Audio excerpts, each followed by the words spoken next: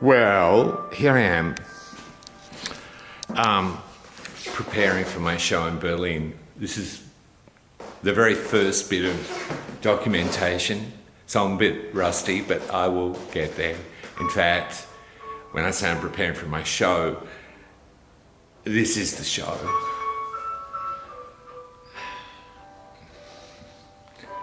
I mean, it's all the show. My sculpture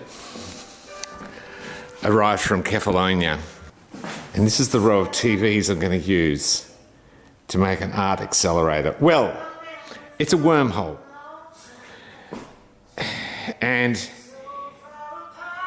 in an allegorical sense, a wormhole, of course. Of course, I'm really building a hole in the fabric of time and space.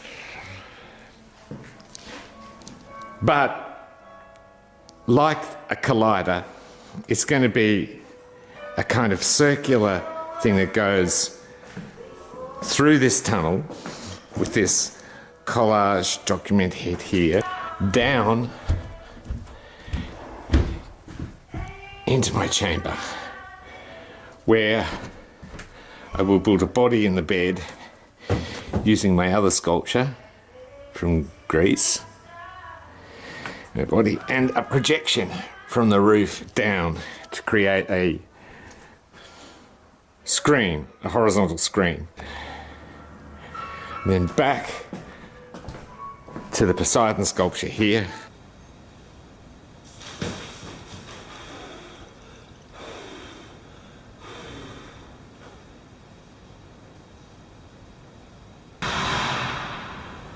The whole work really is about the nature of consciousness, because everything I do is about the nature of consciousness.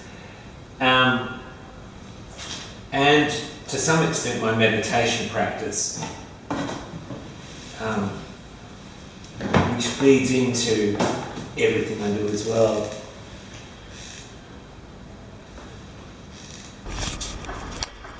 Tuesday. A week and a half away. I'm out getting materials, and with German precision this junk is allocated and defined and arranged really well. There's lots of it here. I'm after some classical looking figurines like imitation Greek or Roman.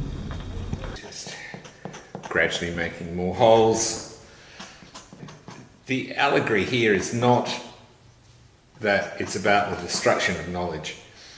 It's about how you have to relearn things.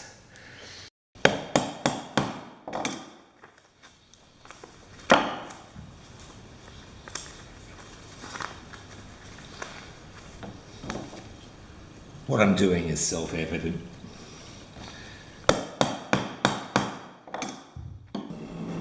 That works. I'm doing a show that opens on Friday, and I have to document sort of different parts of it and what I'm doing. I don't know why, but I have to. Whoa, it's Sunday. The exhibition opens on Friday. You can see I'm not quite ready, but all the parts are coming together. And I now have a design for the whole work. A long table along here, and there's a row of books with holes in them, and an animation that I've been making here of holes appearing in books. But that's the end. It begins with this portal here, and I'll be in it. Oh. You can see, though I can't get the camera back, but I'll be performing in here, as one does. And even his eyelashes felt self-conscious. She said so airlessly that he felt short of breath just hearing it. What sort of accident? Well, you see, bending still in my bare hands and had a little accident, a little leakage, she said. He slid open the door and entered a white, borderless room. In the middle of the space was a cube, held in place by its otherness.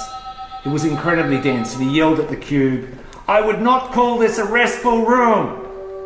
But the sound was absorbed into the cube, and he was afraid as he watched his energy get sucked away, until he remembered something, and it was like a current of being coming back out from the dark matter.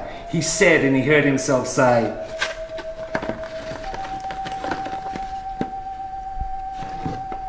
"Nothing is really the matter." So with the art collider, I put some sculptures I'd made for the puppet performance in the plinths between the cameras, and what happens is it creates a kind of compound image. It flattens the space down into a single image, and on the monitor, the color cast of the monitor kind of pulls the image together even more. I finally did find Greek sculpture, and then, as you do with Greek sculptures, I knocked the head off with a hammer and built my own head on. Of course, I had to do it upside down, being perverse. But now, at the end of the chain, through all the cameras, it builds a kind of compound silhouette and flattens the space down in different ways, which I liked. And the book animation. This is rather nice, I like this. It flies along there. So that it kind of created more of a tunnel effect. But all in all, it works okay.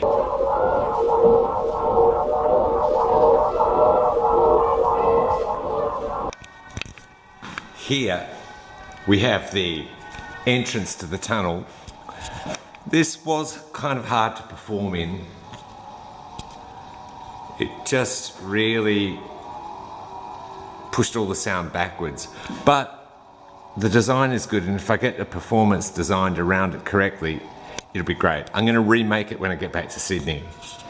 Travelling through, now you cannot see this TV in front of you, which will have either this video that I'm shooting now or the puppet show, or probably both. So this is a tunnel I made out of paper and a projection, and it moves around you, the air pressure moves around you as you travel down it, and you can kind of look down it, has little pores.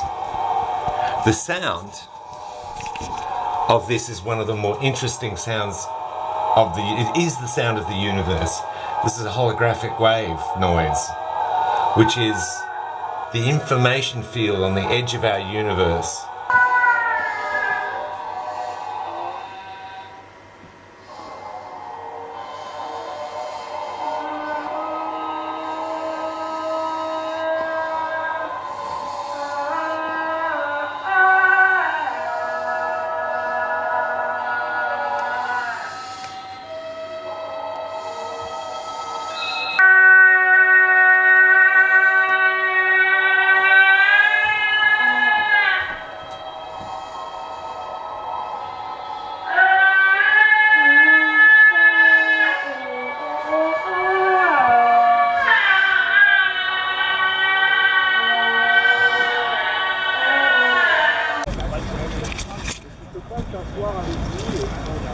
This is the end of it.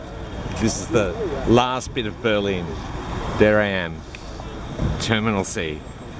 Sounds a little like a diagnosis. And the whole business about the holes, the hole isn't like a hole in our psyche. The hole is like when you stop and just feel whatever you're experiencing, if you accept the reality that is in front of you without any judgment, and you can't have any fear, and that's not that hard to do with a bit of practice. And because you just feel, you're just feeling. It creates a hole in the apparent reality that we think we're in most of the time.